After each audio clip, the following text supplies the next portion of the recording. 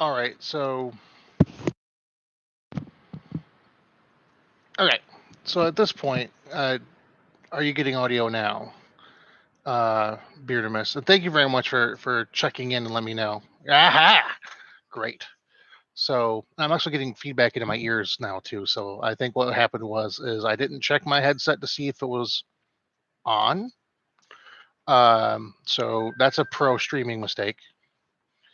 All right, so this is perfect. Now, rather than kind of hemming and hawing through the intro, I'll just start over. Uh, and the funny thing is, she didn't even have a giraffe. But okay, in all seriousness. So today's stream is going to cover, now that we've started with audio rather than without audio. Today's stream is, like I said, going to start off. Well, okay, I'm going to stop saying like I said because you didn't actually hear that, so that doesn't actually count. So today's stream is going to be dedicated to using my experience as a framework to discuss and answer questions about, hopefully getting other people involved in the discussion a bit, uh, to understanding. Well, okay, it's not even this big. I actually can't. There we go. See, now I can look at myself and see myself, which is weird that I'm talking to myself. But anyways, because I'm actually talking to you folks. Okay, back on topic. So this is why Squid needs to be here, because without Squid being here, I just get off topic instantly. So, topic.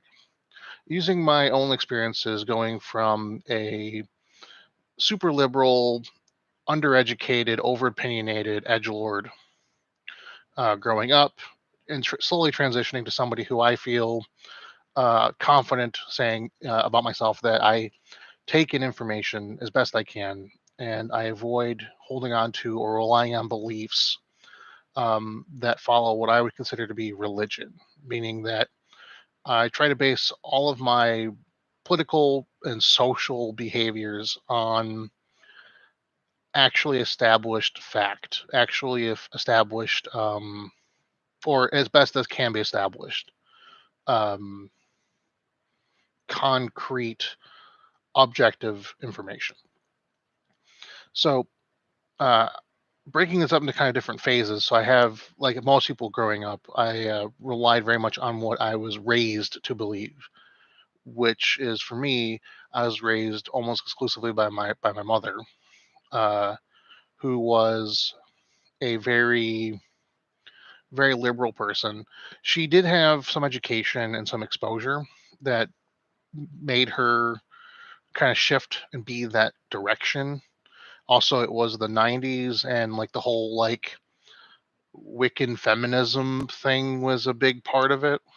Uh, so uh, there was a lot of that flavor going on. And if I'm going to give credit to like the one thing that my mother did correctly, this was exposing me to a number of different kinds of people, racial backgrounds, ethnic backgrounds, um, sexual preferences, gender and sexual expressions, things like this. So like I grew up around trans people and around gay people and black people and a lot of Hispanic people of various flavors, primarily Mexicans. Um, but I grew up around a lot of different people from a lot of different places, and this made me early on understand that people are just really people, and which was a good foundation to start off with, even if I didn't really have the philosophical or structural understanding to really know why that was important and therefore express it correctly. And I think a lot of people who grew up liberal start off this way, which is why you start off with things like people who are liberal fully supporting, without exception and without understanding, the idea of affirmative action as a program, believing in things as quotas and racial quotas in specific, and requirements for hiring, things like this, that uh, that they don't know. All they know is that the reason is we need to correct a currently existing social systemic imbalance. They know that it happened because of slavery. They know it happened because of Jim Crow. They know it happened because of a failure to actually live up to the Emancipation, a failure to live up to the Voting Rights Act, and a failure to live up to the Civil Rights Act across the whole country, even in the more liberal, more accepting North. But they don't really but liberals who don't really go into knowing policies, they don't understand why affirmative action works for the things that it works for and why it doesn't work for the things it doesn't work for. Which is why that's just an example of something that is complicated, lots of gray areas, a lot of fact, a lot of obvious answers, a lot of obvious questions, but there's no real time being put into understanding it beyond the kind of base level. So that's the kind of, oh my gosh, my camera, and my camera just literally fell down. So we're gonna go ahead and just stop that for a second. I'm still streaming. I'm just no longer broadcasting my picture because my phone died. It looks like. Yes it did. Okay. So this episode, I'm going to change the title of it to "Every Technical Part of Everything I'm Doing Goes Wrong," and then we're going to start that up again. But anywho, this is why people get producers. Where'd you go? Oh, and that crashed too. Okay, so it was a multiple system failure. I take a lot of solace in that. Oh, that's way too close. That no one needs to know how many hairs are in that mustache. Okay. I take some solace in the fact that I watch an awful lot of streaming content, and they all have technical issues like this to some degree. So I'm gonna be okay with it being like that for the time being. That's perfect. This is a better camera position, anyways, I feel. All right. So that's where I kind of started off growing up. Just always going for equal rights for everything. Very okay. My mother would say that we were feminists, but really in our household we weren't feminists. We were very pro woman and very anti dude. Which is a kind of a sort of a toxic brand of feminism. And I would say that today I'm far more feminist than I was growing up, because I think it's important that if we're going to push for equality, yes, we have to make certain allowances in like professional realms and social realms to allow women to have better expression of themselves as women, which is something that's kind of blocked by society. But at the same time, it's more important, I feel, that we push for equality of everyone, regardless of sex. So, for example, in the military, I don't think that it is feminist to say that every woman should be able to do infantry, because not every woman can perform infantry to the level that is safe enough, not necessarily for them, but safe enough for the team to fully complete that particular mission. When it comes to a military position, the goal is mission accomplished. And if there are women who have, because one of the proposals was to lower testing standards for that particular job to all make it so that possible that the average woman soldier can be an infantryman. Infantry, I mean, it's a term infantryman because that's the classical term. I understand it's rooted in sexism, but it's also rooted in gendered Latin languages, so I'm not going to get too hung up on it. So, anyways, which in those gendered languages, infantryman would still be the catch-all non-gendered term. So we'll just put a hat on top of that and leave it over there. So for an average infantryman, you need to be able to accomplish this mission, and by lowering the standard so that you can have other people get into the job, all you're doing is making the entire team less effective objectively, and that endangers actual human lives, which not only means they have a lower chance of completing the mission, which grand scheme risks more lives, but you directly risk the lives of the team because there are certain aspects of an infantryman's job that just require the increased bone density, the higher muscle mass, the longer muscular endurance that an X and a Y chromosome give you. I've met plenty of women soldiers who could thoroughly kick my ass, who would be way better infantry than I'm ever going to be. And they are definitely strong enough to be an infantryman. And I think as long as anyone can cross the operational threshold, regardless of sex or gender, great. Let's let them do the mission, because there are currently women in combat roles right now. So saying that the idea that we're allowing that to happen now, and actually allow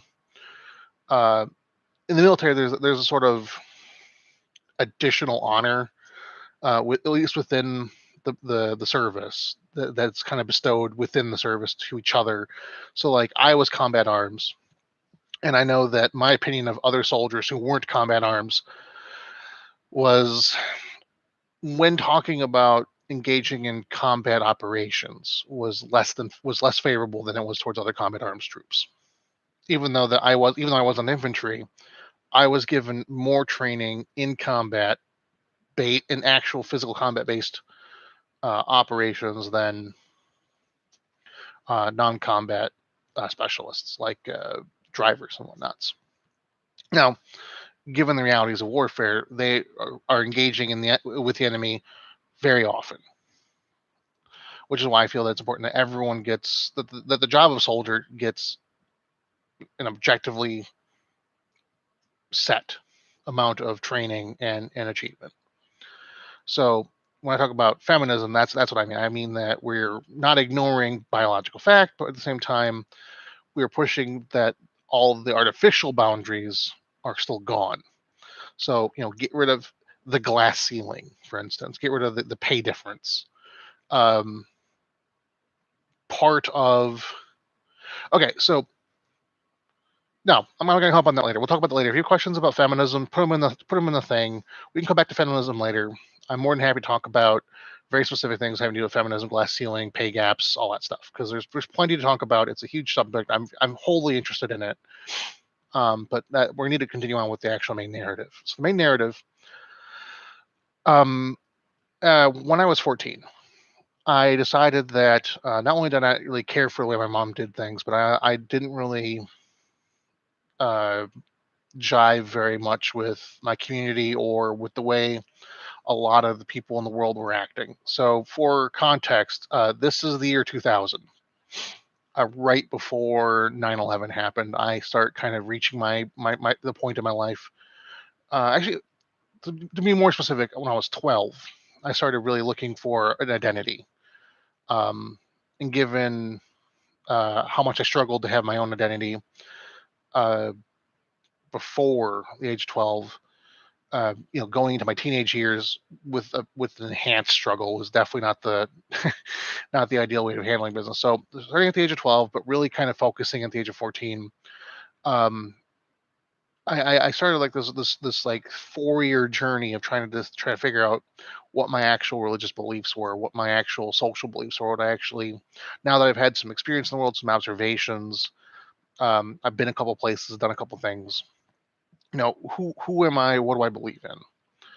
And this led to a complete restructuring of everything.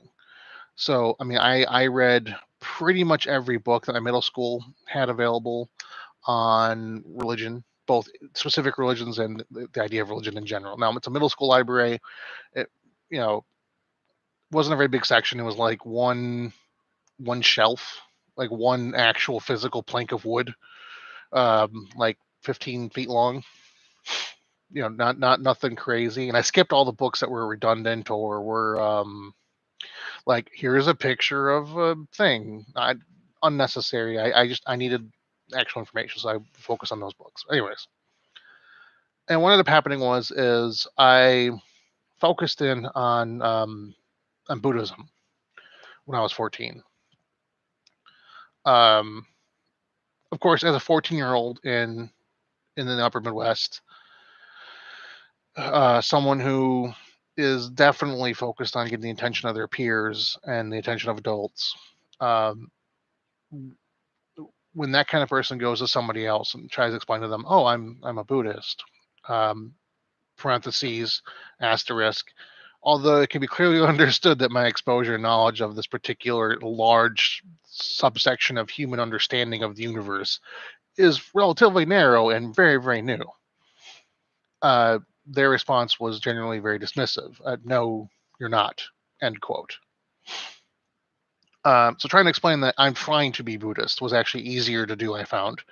Explaining to people, especially people who were familiar with Buddhism as a more deep concept. I had a teacher who was Korean. They themselves from a family of Protestant Christians, but growing up in Korea, growing up, not they weren't growing up. They didn't grow up in here. They grew up in the States, but they grew up in a Korean community with a lot of Buddhist and a lot of Buddhist influence. They told me straight up that I'm not Buddhist because I don't know what it means yet, which is a fair enough understanding. And I explained to them what I felt Buddhism was, and it was a very, very bland understanding of Buddhism. And I did it without ever really consulting my own family. So the influence I had in learning and growing up with this faith, because I basically raised myself in the Buddhist faith from the age of 14. Um, I think, I mean, I stopped being like really Buddhist when I was like 19. So like I spent like 5 of my first 20 years um, being really, really Buddhist. But like a lot of people who are doing this self-guidedly, I was mixing the political world that existed at the time with this kind of religious understanding. So I was a pacifist, both because my parents are pacifists, um, but also I felt that doing harm was just bad. And I don't think pacifism is necessarily um, a liberal or conservative, a left or right wing. I don't think pacifism has anything to do with that particular arrangement of beliefs. But I would say that I'm still largely a pacifist today, despite my military service, and I still annoyingly remind my friends that sometimes when they joke around, they're using too much violent language, which I disagree with, but I understand why that's uh, the kind of humor that's coming from this particular time period, for instance. But this time period of my life, from between middle school, from the halfway through middle school to my sophomore year of college, basically, um, I was still very much grasping for an identity. So what I was looking for was a combination of actually genuinely held beliefs, some of which grew from my upbringing, but largely I would say about 60% was things I'd read. I mean, I was going to church on the regular because there wasn't a Buddhist temple near me, so I just sort of hop around from one church to the other and kind of allowing me to kind of absorb what they were saying, even though I knew several of the people that were going to these churches and knew that what you say and what you do aren't always exactly the same. But so absorbing the Jesus message, which is a largely Buddhist message for I think not entirely coincidental reasons. But anyways, um,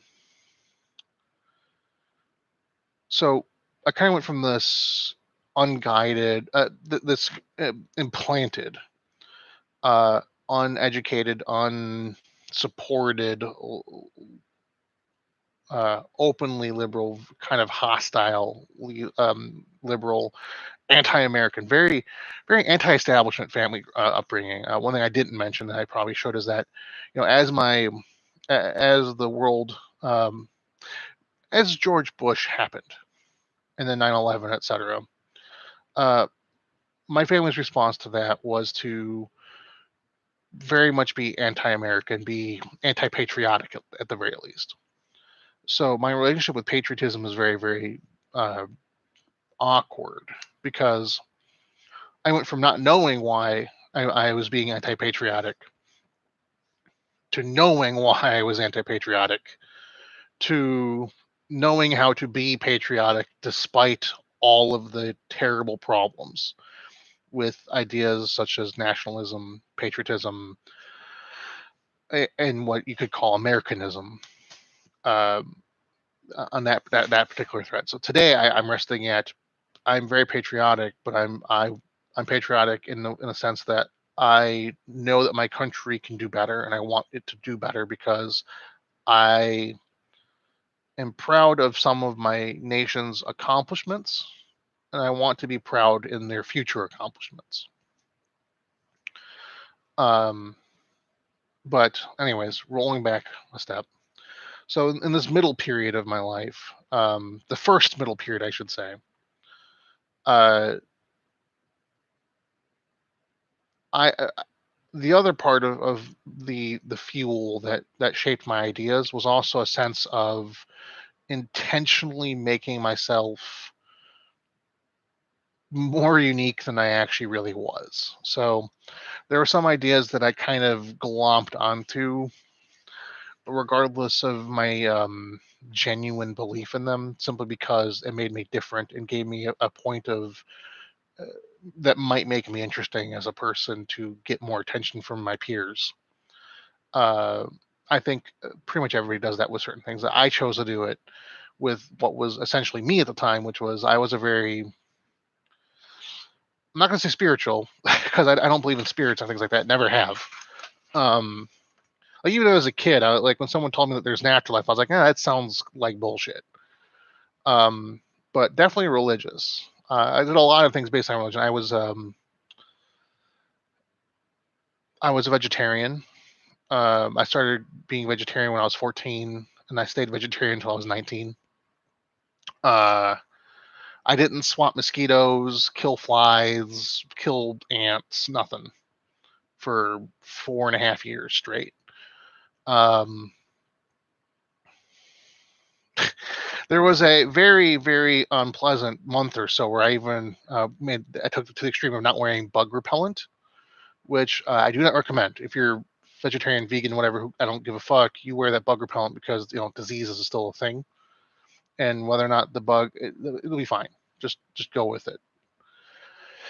But I let a lot of my experiences at that point in my life come from my interactions with texts and from uh, influential people, and then kind of took my own flavor off of that. So what I ended up actually doing at the end of it was kind of creating this weird, very nihilistic form of Buddhism, which shaped everything about me politically, socially, um, my diet, my activity, everything was based around Buddhism. And now when I say Buddhism, I very much mean my constructed understanding of Buddhism, which was largely based on um, a form of Zen, but was extremely nihilistic and very, very much of the opinion that since nothing matters, it doesn't make sense to cause harm in the short period of time that you're doing stuff. So the whole point was not to do harm, while at the same time not really achieving much of anything otherwise. So yeah. So politically, what I ended up talking about a lot was, and this is something I think a lot of people from who lived who were part of the millennial generation, the older millennials, um, I definitely felt the death of or the beginnings of the degradation of hope So with 9/11, watching our bright and shiny pre-millennial hopes of what the future, the horizon, way over there could be, and then just watch that whole thing just literally go up in flames on live television. And I think people my age group, give or take 2 or 3 years, either direction. Uh, People complain that we bring stuff back to 9/11 a lot, but that was literally the day when everything changed, the whole course of our lives. Because of the power of our government, everything changed. We went from, you know, airport security being the way it used to be being airport security being the way it is today, and it's never going to go back.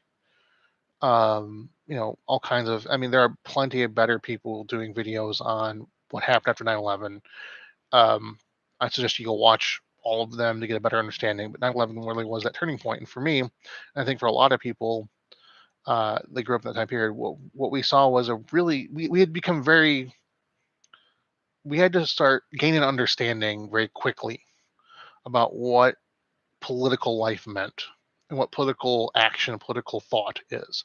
So I think one reason why you see a lot of older millennials being very, very good at understanding a wider variety of political subjects is that I know a lot of people I know were raised in a more kind of 90s early growth towards this liberal ideals, and then there was a sharp hunk to the right as all of a sudden we have a state clampdown on everything, like literally bake sales being investigated by the NSA for being possible terrorist leaks, things like this. It was a pretty crazy turnaround instantly. So that shaped a lot of how I interact politically with different groups of people and different people in general. So the conservative response to 9/11, the anti-liberal response to 9/11 was clamp down, be patriotic, war your enemy. It doesn't matter if you're smart, doesn't matter if you're right, doesn't matter if you're going to be more right the more time goes on. If you're not playing the game exactly the way you're expected to right now, you're a problem. And this whole anti-expert, anti-intellectualism, this whole America fuck yeah shit, I think constructed a necessity for the foil amongst the people who were left of that position. So a lot of people like me who were like, well, um, the current thought is the current feeling is that these conservative assholes making America look bad by being aggressive, by being unlearned, unskilled, uneducated, not knowing or caring about the finer points of policy. They're more religious. They're more um, violence prone.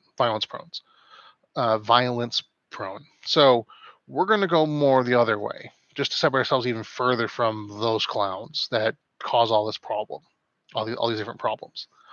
And I definitely I went, I think, as far as everybody else in my generation did with that at the time. Um, I went a little bit further than some, I would say, because I immediately got really into things like anti-war protests. Got a lot of things thrown at me as a kid because I'm 14, 15, 16 years old. Well, okay, no, 14, no, 15, 16, and 17 years old, going to peace rallies in southern Wisconsin, northern Illinois, traveling with school groups and youth groups and things like this, all over the place, being called terrible, nasty things. Um, and I would say this is also the first time I was exposed to ideas such as veganism, which for a long time for me, veganism just meant people who don't know how to bake cookies, because everywhere I went for peace rallies, there were vegans trying to convince you that this conglomeration of flour and water with no flavor or texture was a cookie, when it clearly isn't. Now, today, with the advances of technology and our ability to oppress brown people further away for cheaper, to get more expensive, ridiculous ingredients. Now we can make vegan cookies that are more palatable. Um, but back then they were just like water, flour, and some salt and some sugar, and that was it. They were biscuits in the shape of hearts and stuff, and it was, I don't know. They were literally everywhere. If you've never gone to a peace rally between the year 2001 and 2004, you probably just don't know how many there were, because it was just coated with these cookies. Um, like to this day, I get that chalky flavor in my mouth every once in a while. It's ridiculous. But so I had that kind of strong reaction. And when I went into college, I was thoroughly weird by then. I had spent my entire high school years opposed to violence, being vegetarian, um, developing myself as an individual person, separate from this weird liberal thing. And then I started. I would say my senior year of high school, transitioning into college, where I started learning more of the dark secrets of our history and of our past. And I got exposed to a strange kind of new understanding of this anti-government sentiment, kind of bred into a form of libertarianism. And this is where I would say that I was the most edgelord, was in these like 2 years. If anybody who's met me when I was a freshman in college, if they haven't met me since then, they're going to remember me as being a complete and utter douche. Because yeah, I was a vegetarian. I was a um, pacifist, but I was also uh, always smarter than everyone I've ever met all the time ever, and I was a complete dick about it. Yeah, I mean, you should just know better. And I didn't. So when I say libertarian, I mean like the hard kind of libertarian, where you ignore basic fundamentals about what liberty actually is for personal liberty. So, like, a good example of this is my understanding of slavery. And thankfully, I had someone verbally slap upside the head hard enough to shake this loose. But at one point, I understood it that a person should have a right to sell themselves into slavery, and that if done correctly, this wouldn't be a problem. Um, and that's where I left that. I was wrong. I was very, very wrong, because there's no fashion in which this works. The existence of slavery of any kind will lead to the involuntary pain and suffering of a large group of people and a second class society. Of whether or not it's voluntary or not, it's going to be involuntary for the majority of people involved in it eventually. And by eventually, I mean relatively quickly. I mean, just look into the history of indentured servitude. That didn't go very well. So I thought I was being smart. I thought I was being more educated, more informed, more critical. I was applying more critical thought, being more objective than my fellow um, liberal people. And that's also the same time when I stopped referring to myself as a liberal, and I started realizing that a lot of the things that make up liberalism um, were no longer really jiving with me. So I was already at this point. I was already kind of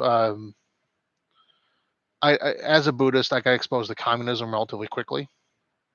There's a lot of overlap in Buddhism with communism, believe it or not, in in the circles I was running in, because the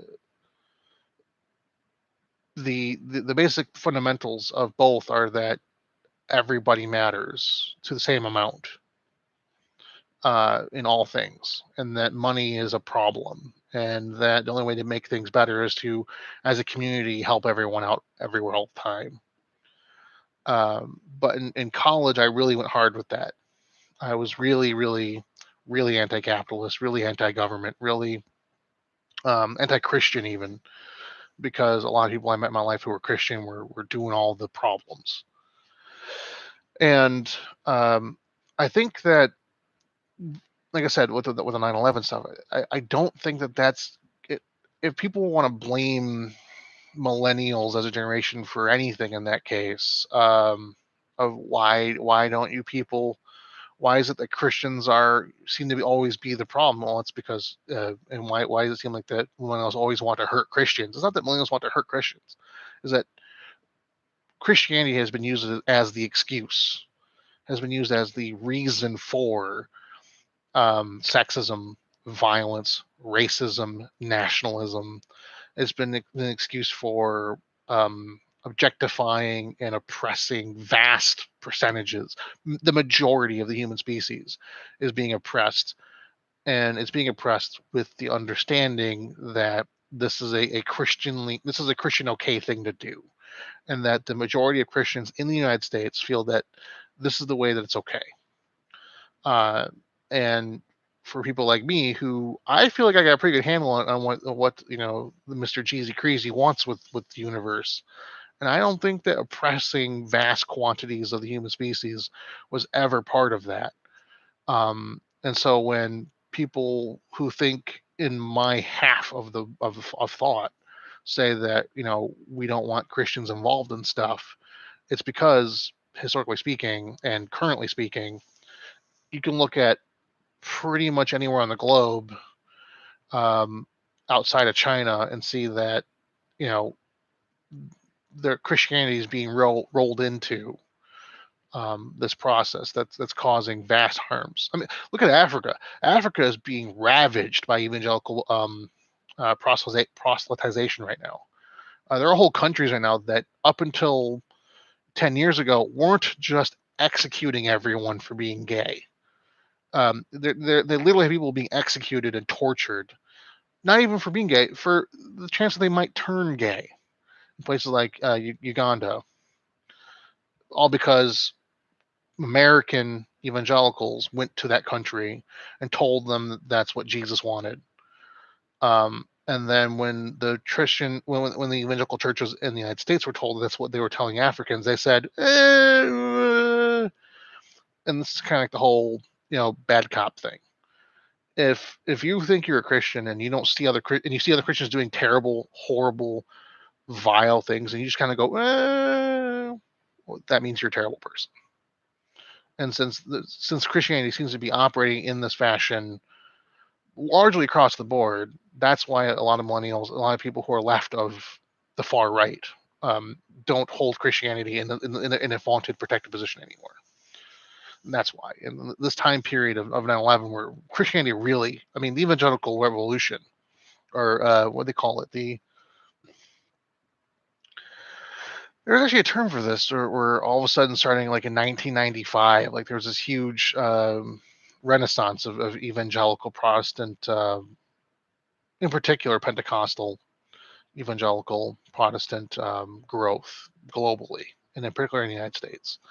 But that was just smashed into um, the 9/11 protectionism thing, which honestly it's an exact mirror. Like we just got out of the Cold War, where in order to separate ourselves from the commies who are supposed to be godless, even though majority of them were not, um, we started putting in God we trust in everything, even though that was frankly unconstitutional.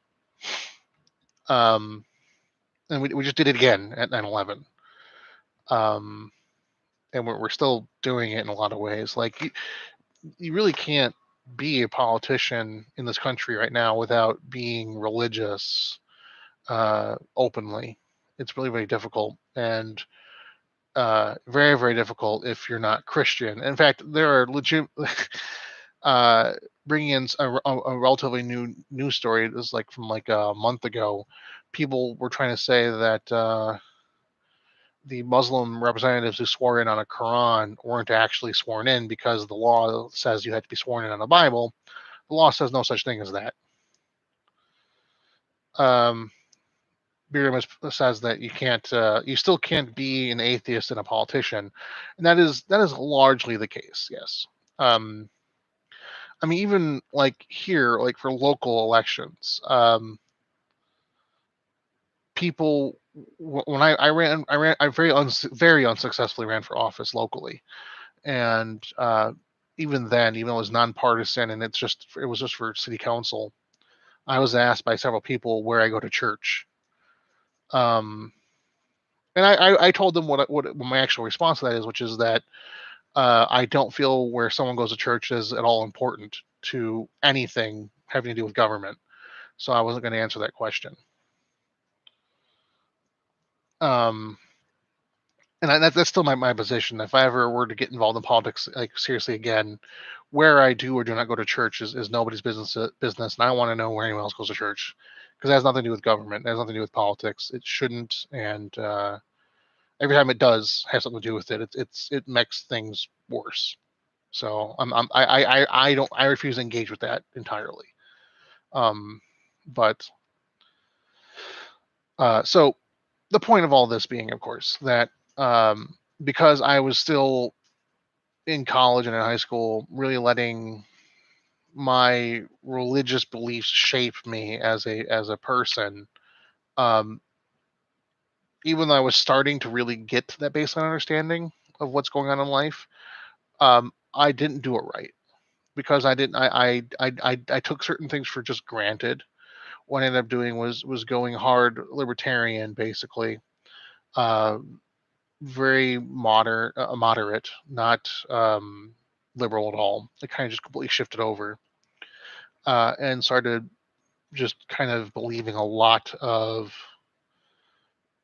really weird things, just based on like half understandings of history and fact. Um, and then I have like this the part of my life, which is like the 6 years I was in the army while I was still going to school and stuff. And I lived with different people. I did different things than I'd ever done before. Um, I I for a while was living with my girlfriend at the time for a good chunk of that. We were together for a very long time, actually.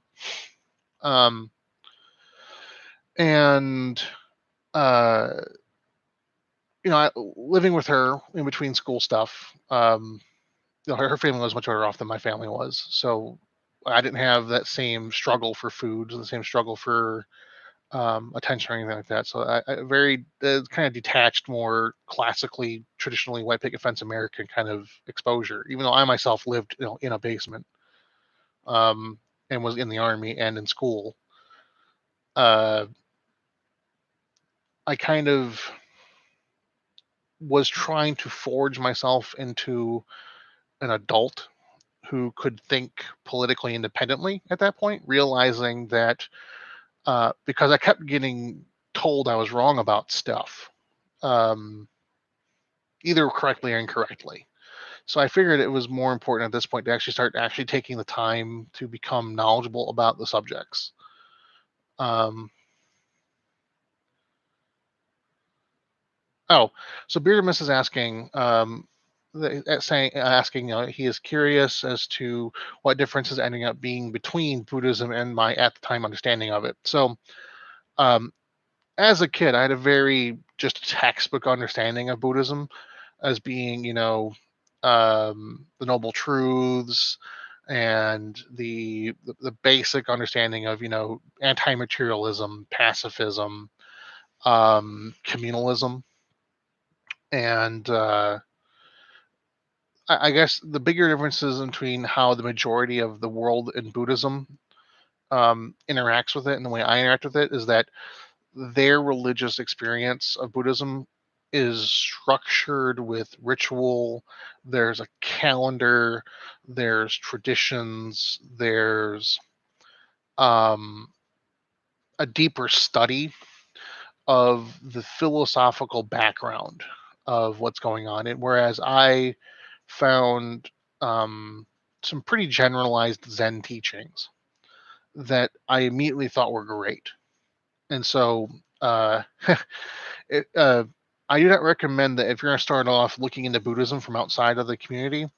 I do not recommend starting at Zen. I recommend perhaps looking at more stuff first.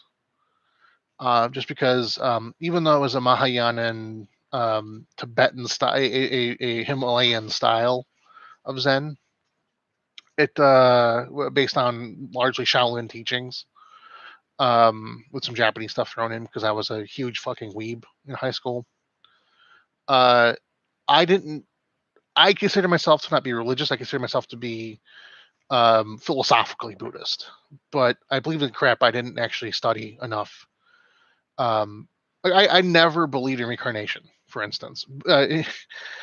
Reincarnation is a huge part of Buddhism in general.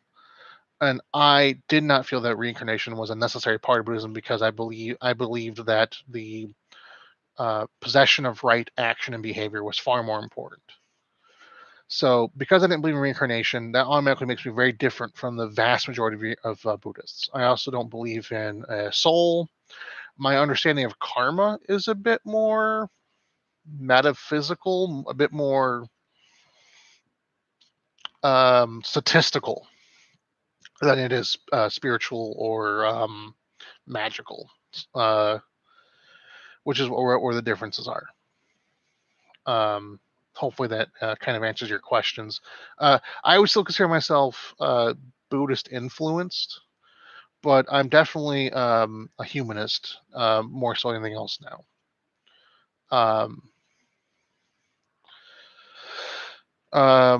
Unsubscribed. Thanks, Beardimus.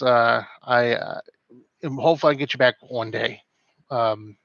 Maybe I'll do a thing on the Power Rangers and how it is the core of all spirituality and get you back.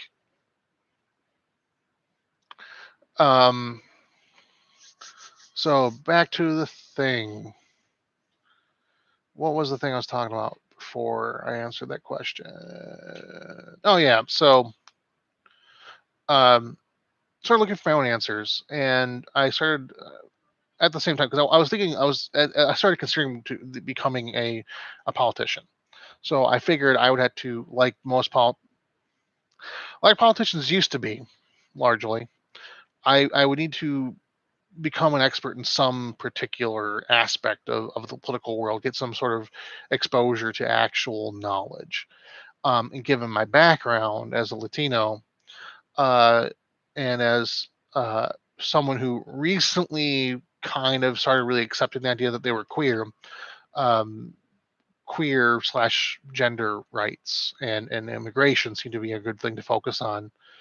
Um, so I started learning a lot about immigration, and just by investigating the history of immigration, just by investigating immigration policy, the realities of immigration, because my stepfather and my father, they immigrated into the United States, um, and they had very different experiences. They came from very different backgrounds. They're very different ages, very different education levels. I mean, very different in general. They came from the same country, but very different experiences. And between the two of them, they had a very typical experience, and it was not a fun one. And for people who are at the border, it's even worse. So, like, by examining just how little information about immigration is common knowledge, it made me realize that there was so much more out there. And so I think what made me become a leftist, but not a liberal necessarily, would be knowing how little people know. Knowing now that I know as much as I do, I know that there's just so much more that I really understand more how much I don't know and how much, even though I'm looking into it constantly, that if I'm constantly looking into these policies, to these ideas, and I still am only ever scratching the surface. I mean, I can only imagine how little the average person who's engaging in politics and whatnot um, actually understands these things. Um, and that was kind of like a real big awakening for me. And I think a lot of people, as they get out of college and go into the real world, have a lot of that same experience. But my real world experience was kind of broken up by the fact that I went over to Iraq halfway through college, and I had to come back and finish courses up. And when I came back, with the idea being that I wanted to look into getting into politics, I started taking a bunch of political philosophy, a bunch of political science. I already had my history major wrapped up. I already had my Russian studies minor wrapped up. I had a bunch of other minors started and could have finished any one of them, but I didn't. Religious studies, gender studies, things like this. But I really, like, I took a year where all I took was like 2 different professors.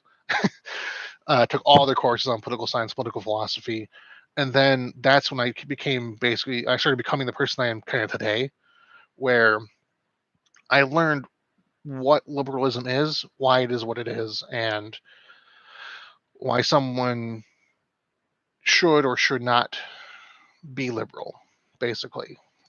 So, like, a good example of what I mean by this is that while I think the idea of the freedom of speech is a great idea, I think that much like a lot of, like, Europe, for instance, they have an understanding that um, only in a democracy with relatively unchecked free speech, only in those situations are you going to get fascism. And Europe has said, no mas, we're not doing that shit. You can't be a fascist in this country, period. So, like in Germany, it's against the law to do anything or to propose any idea to engage in any group activities that have the end goal or result of destroying or damaging democracy. That's straight up not allowed. Whereas in this country, we have people actively right now in Arizona trying to overthrow an election, even after it's already been all been decided, and trying to usurp and undermine the idea of elections because they didn't win a thing. Even given all of the crazy, heavy-handed, super obvious benefits and extraneous power that particular political organization gave themselves, they still lost by a vast margin. Um, so, like, that is, well, we already had a broken, not actually liberalist way of doing things, but uh, this is definitely a failed liberal capitalist society right now, and we're trying to hold the pieces together right now.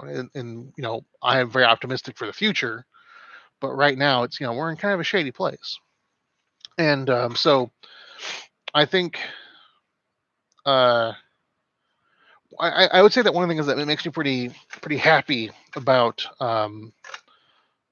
my life right now is that right after I started gaining this particular approach to understanding the political world, YouTube politics, Gamergate happened. That's what happened, and YouTube politics really kind of took off.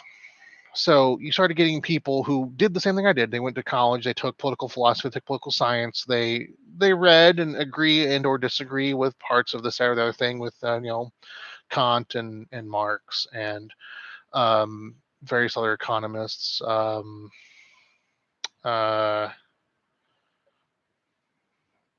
uh, I am completely dropping. I can't think of the names right now, but the cornerstones of various forms of economic policy and thought.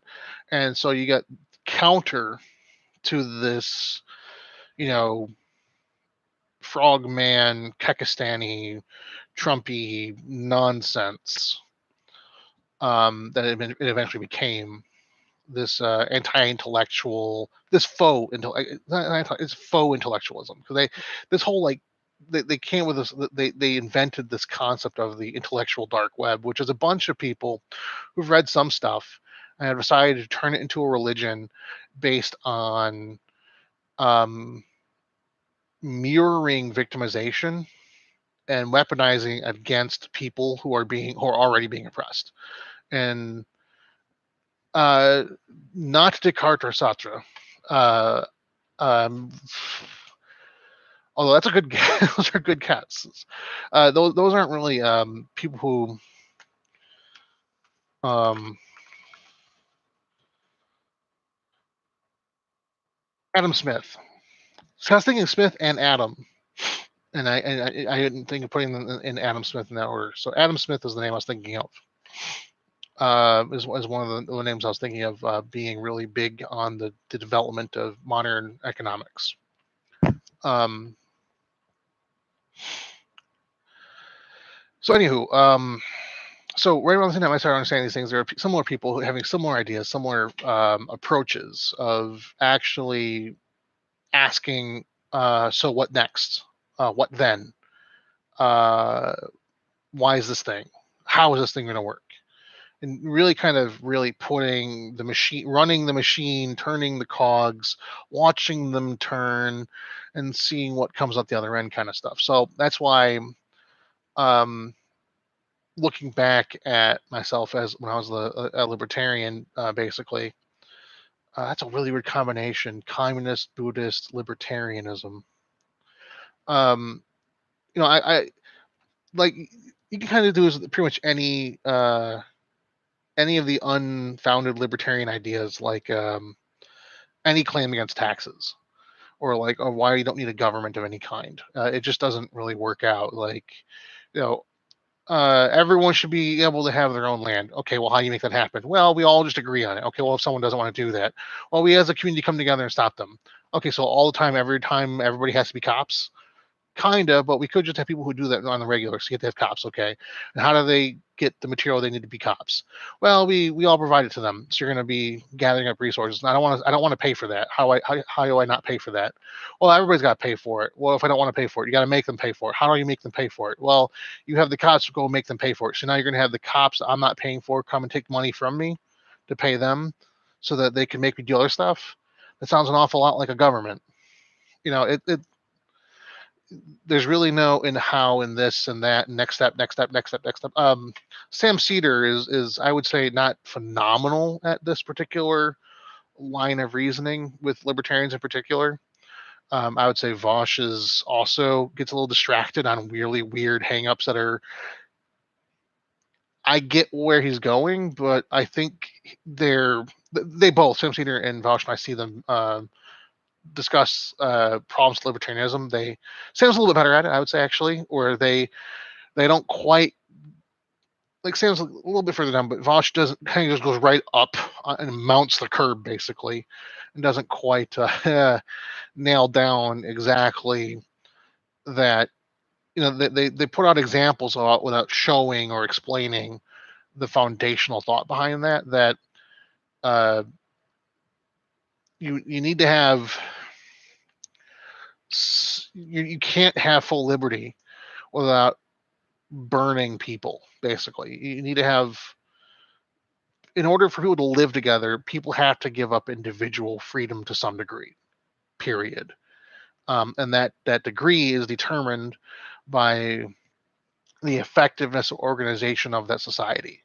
So the more effective an organization, a society is at organizing and arranging those resources and conceptualizing and then actualizing the procedures necessary for achieving these goals, that are all collectively understood, uh, the more overall liberty can be achieved with the least amount of sacrifice of other forms of liberty. So, like, um, in Europe, they have they have a very effective, um, um, community for gun ownership and gun usage.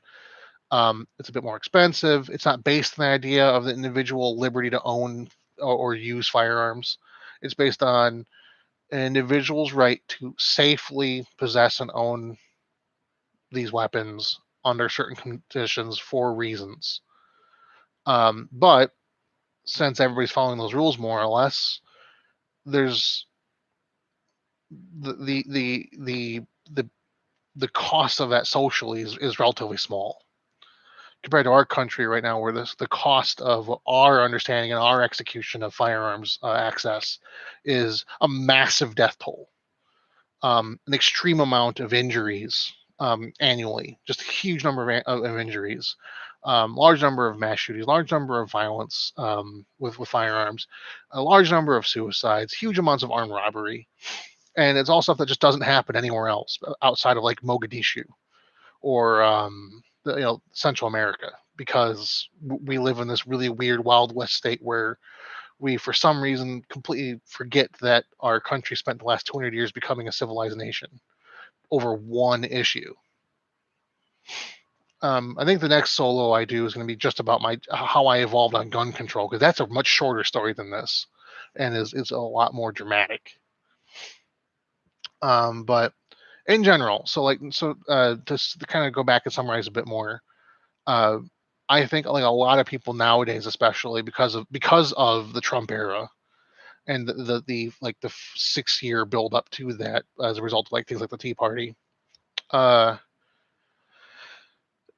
a lot of people I know who are on the left are not liberals. A lot of people I know who are on the left are socialists, and it doesn't come from what they were raised as. It doesn't come from a schoolyard understanding of gimmies and wants and desires. It comes from a deep personal experience of uh, the failures of a capitalist society and the failures of a conservative state, a regressive conservative religious based state, and how you have this weird, just not Orwellian, but fuck, we're so close, usage of language to try to call this liberty, call this freedom.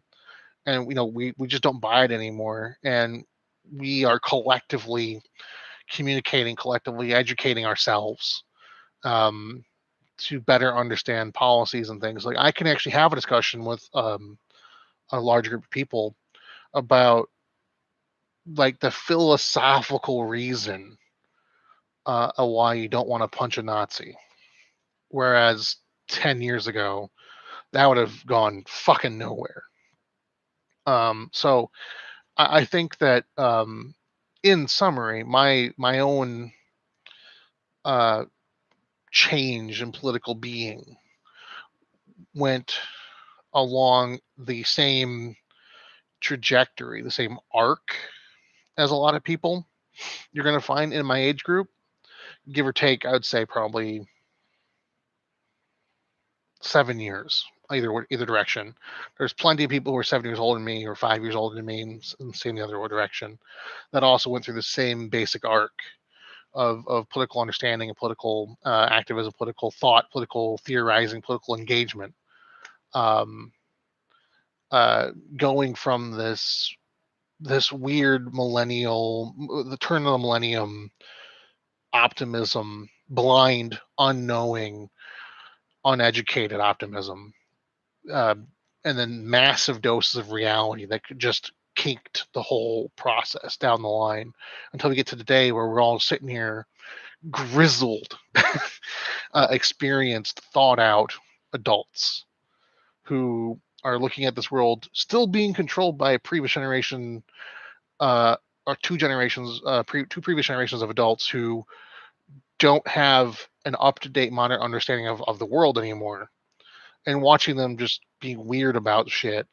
And I think even though my beginning and end point and some of the points in between are a little different than most people, I would say than a lot of people, not even most, but just a lot of people. Um, I think the fact that I'm a bit further to the right than a lot of my friends are right now. A lot of people I know, I should say. Most people I talk to, I should say, are further to the left than me. I'm glad for that, because we need people to be further to the left of me, right now. But I think that is a really weird thing to happen, because that's not the way it was 10 years ago. Um, and I think that it's for a good reason. I think it's because we as a generation, we know what we're talking about enough to hold this position earnestly and without religious nonsense. We can point to facts, we can point to data, we can point to history, we can pull up objective measures and say, hey, I believe in this border policy because every statistic shows X, and X comports with what I believe and express. Um, which is, I think, something I'm very glad I got to, because this whole, you know, being a pizza cutter, like I was as a kid, didn't do me or anyone any good. And I think that, if this stream has any sort of moral or point to it. It's that I'm kind of glad that, like a lot of people I know, this is where I'm ending up at this point in my life, because I'm still young enough to where I'm engaging with people mostly digitally, especially now because of the pandemic. But I'm engaging with people and able to, even if I'm not changing a lot of people's minds, I'm providing another data point. I'm providing a different perspective on the same data points. I'm providing a different flavor um, in this overall movement of the next group of people who are going to end up running the world. Um, and I'm happy to be on the side of the scale, pushing it, to the left, out of borderline and sometimes actualized fascism, back towards some sort of sensible medium on the way to something better.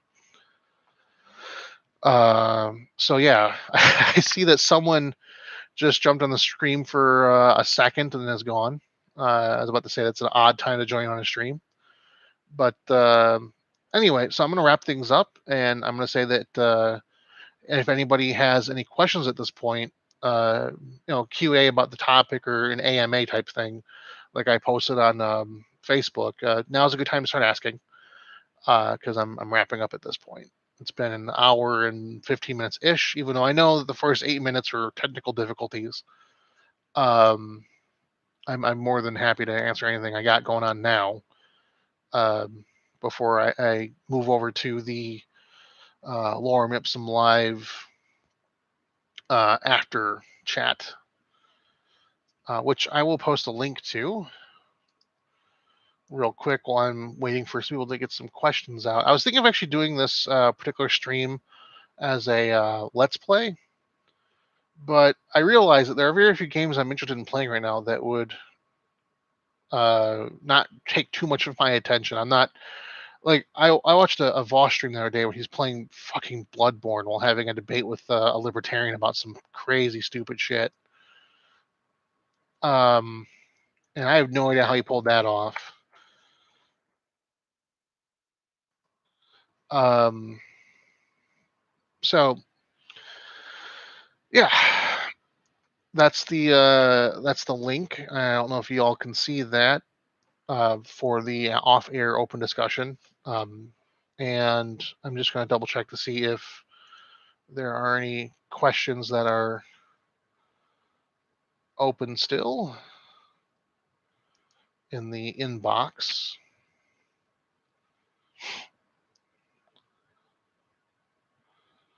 Oh, that's from a little bit ago. That one got answered. Oh, another thing is we started a food and cooking subgroup, um, which one of our people's Ravensburn has been posting just amazing food in, and I'm gonna start doing some stuff with that. I don't know if you've been following me at all anywhere else. I've been doing some cooking myself, and it's been um, yeah. Burinus points out that not only did Vosh not only did he play Bloodborne and while having a debate with a libertarian, he not only did he win Bloodborne, but he also won the debate handily. Which, I mean, I played Dark Souls a while back, and I can't imagine trying to do that while having an honest conversation at the same time. Although it makes it easier when the person you're discussing things with is an idiot, I guess, or not an idiot, completely does not understand anything they're talking about. Okay, so one last thing, and check for questions. Nope. Okay, so last thing I'm going to say before getting off here tonight and going over to the after discussion is that I plan doing more solo streams on a not terribly regular time. I haven't quite figured out when or what, and posting some other videos that are more solo content coming up here in the future, because I want to create more stuff. I want to share more things. I mean, I have my own YouTube channel and everything for more creative stuff, but I figure since we got a lot of topical things going on, there's a lot of things stuff. We want to talk about some fun stuff occasionally, on the channel. In particular, Squid and I are both really interested in firearm stuff, not just firearm politics. So we did a top 5 forever ago that I think only one person ever saw our top 5 for the firearms we did, and I'd like to do more of that kind of stuff because that was actually a lot of fun to debate and discuss the merits of various firearms in that particular fashion.